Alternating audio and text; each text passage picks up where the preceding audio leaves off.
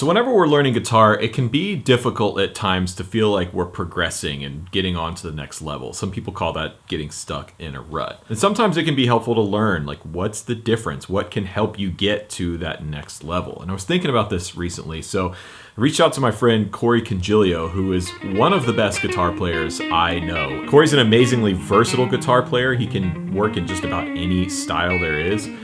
But he's particularly a great blues and fusion and funk player. So I decided to pick his brain on what makes a great blues guitarist. Like, blues is one of those things that's so simple to learn but difficult to master. We pretty much all start somewhere in the blues on guitar, but very few of us ever get to the point where we're playing real, authentic, great-sounding blues, and Corey is one of those guys. Now, Corey's got a course called Blues Guitar by Yourself that I'll have linked in the description box down below, where he takes a lot of the concepts that we talk about in our discussion and goes really, really deep. There's a ton of backing tracks that he made specifically for that course, and I highly recommend it. I checked it out earlier this week, and it's really great. So you can get a special discount on Corey's course via the link in the description. Without any further ado, here's my chat with Corey Congilio. Blues guitar is one of those things that it's where most people start, at least with electric guitar, but to get past that is so difficult. Well, it's the best gateway because we've learned that we have this 12-bar progression with 3 chords in it, and this pentatonic scale fits over it like a key into a lock, you know, and we start making music and it sounds good. If we're breaking it down to the weekend warrior type player, or the person that really embodies the spirit of the blues, it comes down to really understanding that form of the 12-bar and living in it. And I know that sounds really elementary and base level, but can you do it by yourself with a guitar? You know, we watch those. You ever see that video of Stevie Ray Vaughan playing acoustic? Boom, like that is the blues to me, because it might be full of all of his, all that fast shit he plays, but it's so in the pocket, so in the form, and has an amazing feel. And he has that because it's a language he can't forget.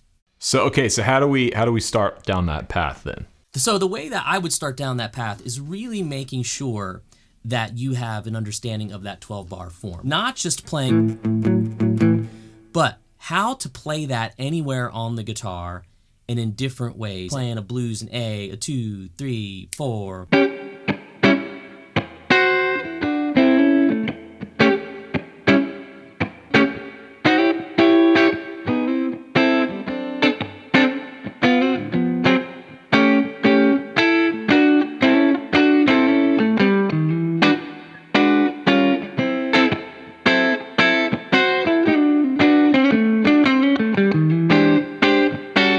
So when you're doing that kind of thing, hopefully you can imagine a band there as well, because I'm making all this movement happen.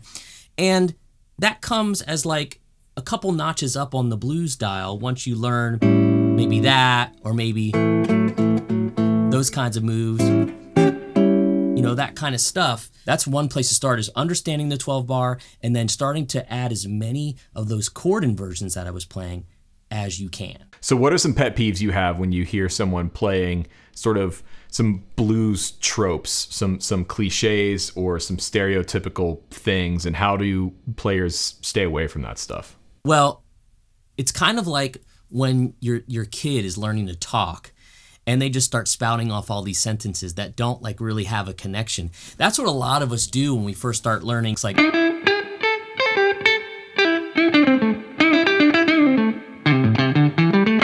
and it sounds like this sort of disjointed noodling. And it doesn't have to be that way if you break it down and you go 1, 2, 3, 4. Take a metronome here on my phone, very slow, like at like 50, I have it at 54. And that is my beats 2 and 4. So I go 1, 2, 3, 4.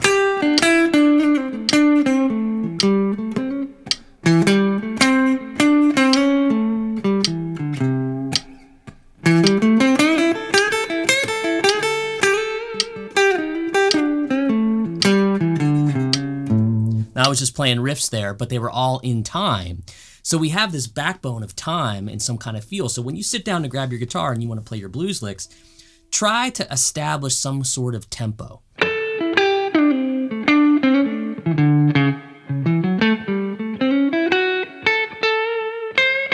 So one thing that I notice a lot too that I see with blues guitar is because so many players start with that minor pentatonic box shape or the blues shape, you know, this thing right here. It gets so easy for people to just kind of mindlessly noodle without saying anything. And one of my favorite things that truly great blues musicians do is they can take those 5 notes or those 6 notes and make incredibly compelling and interesting lines and phrases without sounding noodly. So what's your perspective on that? I'm totally with you. You know, put some rhythm behind what you're going to play, like we talked about, and limit yourself. Because sometimes what happens with players is they have this and they think they have to use all of it all the time. You know, you don't have to use every word in the dictionary to make a sentence. Limit yourself to string sets, maybe strings 2 and 3, 1 and 2, 3 and 4, 2 and 3, a C, a D, an E, and a G. So for a 1, 2, 3.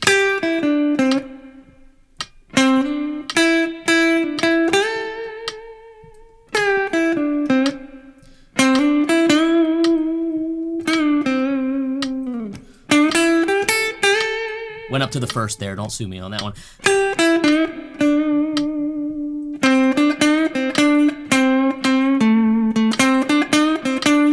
And you'll see I'll go down to 4 because I'll start to kind of bring in one string at a time, but only in like little sets because that sort of handcuffs me on purpose. So I'm not, you know, because nobody really wants to hear that. They want to hear.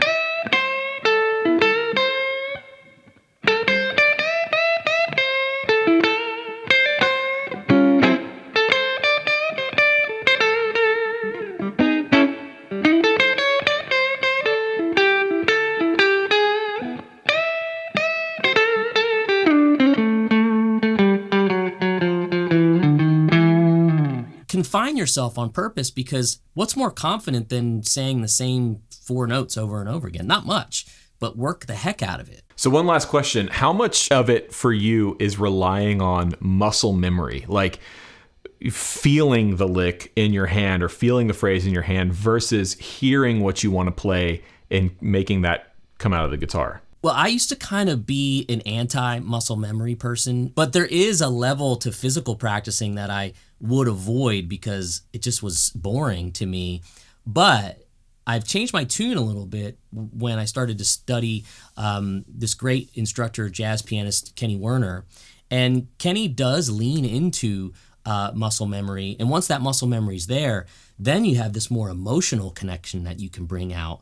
And that's what I think the greats, all the kings that we've listened to, you know, Albert Collins, all those guys that would play so simply, but they embodied it so much that it didn't sound, you know, like an exercise or repetition because their muscle memory knew where the shit was, but they just went for it and worked it out once they were inside of it. So I'm back to kind of like, okay, let me learn something really physically well. That way I can make music with it later on. But we say all that, you know, it sounds like we're kind of coming down on, I mean, one might perceive that we're saying, you know, if you're not doing all these things, you're less than. That's not true. What we're talking about is, you know, I always use the equivalent as like music's a jungle and this is your machete.